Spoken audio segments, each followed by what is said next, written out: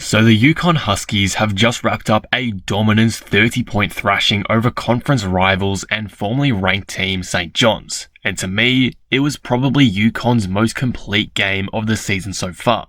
With Azzi Fudd's return to the court, Nika Mule's aggressiveness, and the dominant interior play from Dorka Juhas and Aaliyah Edwards, this game had everything the Huskies needed to show off, and more as they approach their big-time matchup with South Carolina. In today's video, I want to break down the dominant display of the Huskies from last night, some key takeaways I had from this game, and why I believe UConn are a genuine chance to upset South Carolina in just a few weeks' time. Before we start, if you're new here and enjoy the video, be sure to subscribe for more women's basketball content like this. A like on the video would also go a really long way in helping out the channel and promoting the women's game on this platform, so any support would be greatly appreciated. Anyway, with that being said, let's talk about the UConn Huskies. Firstly, I want to highlight the return of Azzi Fudd tonight, because it felt like she hadn't missed a step at all, even after spending considerable time out. She came out with a bang, hitting an early three-pointer off the bench and absolutely punished the St. John's defense for their lax coverage. She was energetic and looked like normal, which is a great sign after the kind of knee injury that she had. I personally felt like St. John's got the game plan completely wrong for this game, because while they're a decent side themselves, and I do respect them as potentially a top 25 to 30 team in the country, when playing a team like UConn, the way you go about things has to change. And for me personally, while watching this game, I really only saw minimal defensive adjustments being made. And it's why Azzi seemed to get in a groove right off the bat, because St. John's just weren't taking her that seriously as an offensive threat. Like on this possession here, you must step up on Azzi here, because as you can see, she wanted the ball back as soon as possible. That kind of room she's got there is going to give her a shot that she rarely misses. Azzi's release is insanely quick, so you've got to have someone attached to her as much as possible. Like the fact she got off this look so cleanly says so much about her talent and hard work. She's genuinely one of the best shooters I've ever seen at this level. Letting her chill out on the top of the perimeter just isn't going to work, and evidently, this poor game plan for sticking with Azzi hurt St. John's in those minutes. This is a big credit to Azzi too. She was electric all game, even on a minutes restriction, finishing with 14 points, and she wasn't even really needed that much to take over the offense like she very well can, shooting just 11 times, including 2 for 4 from 3-point range. Her shooting touch was brilliant again, and did what was necessary to provide UConn with a boost from the bench. While a National Player of the Year trophy may be a bit hard to accomplish now due to her injury, she is still absolutely in All-American form, which again is a bit crazy to say one game back after a pretty serious knee injury.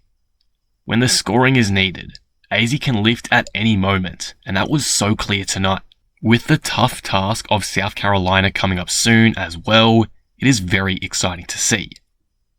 Another thing that seemed in control when Azzi was on the floor tonight was the ball control.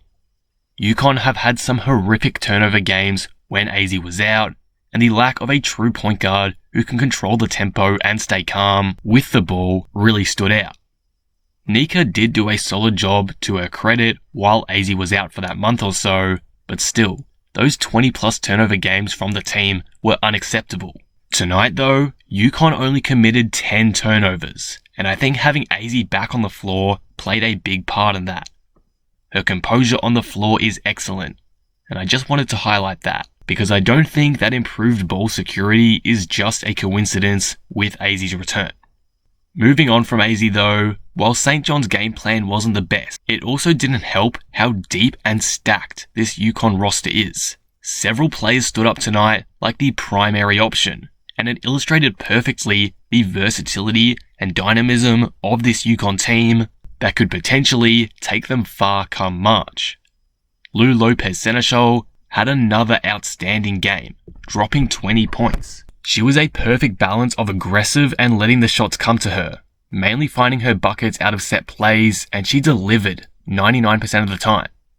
This one here, for example, to start the second half, gets her coming around the arc as an off-ball threat. With Azzi and Lou both such dangerous options, neither see a double team, and Azzi's pass leads into a rhythm jumper for Lou that she obviously cashes with ease. In the end, Lou Lopez shot a ridiculous 8 for 9 from the field and 4 for 5 from 3-point range.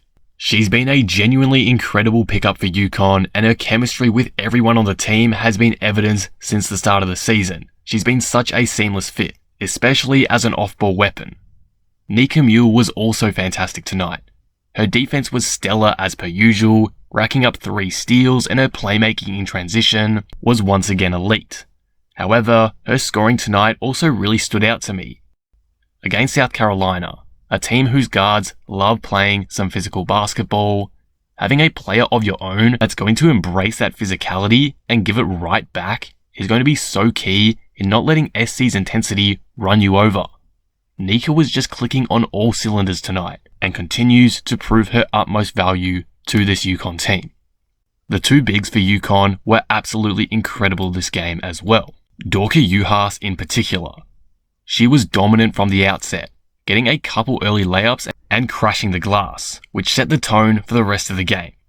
St. John's made a couple runs to get close in the first half, but Dorka denied any inside looks in the second half, with plenty of great shot contests and a block as well.